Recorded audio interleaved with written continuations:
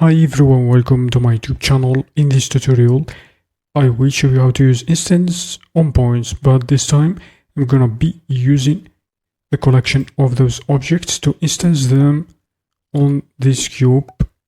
Trying to scattering objects from a collection, make sure check separate children. Just let's move on to show you. Shift A, let's add first node, which is distribute points on faces like this, grab it over here, connect it like this.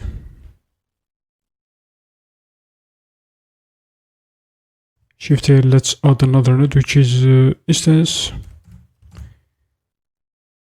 on points like this, grab it over here. Shift A, search to add another node, which is join geometry node.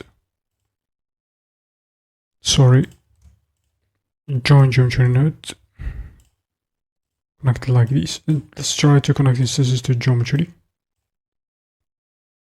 And then I'm gonna be connecting points to points, and just we need another node, which is collection info. Shift A, search for collection info like this, grab it at the bottom, connect it to instance. Just pick our group, not this, but this. And as you can see here is something could be tricky over there. Let's try. In order to get better results, you should check the separate children like this.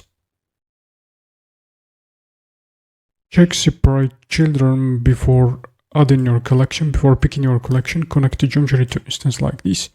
Then pick your collection. Let's see what we have.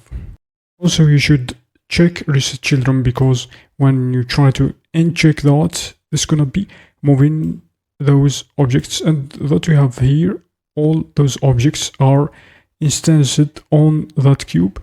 So let's play around with some values. For example, of scale, hold down shift and drag on that slider, release left mouse button, and let's see what we have over there. Is it good or no? And as you can see here, it's pretty cool, and all those collections,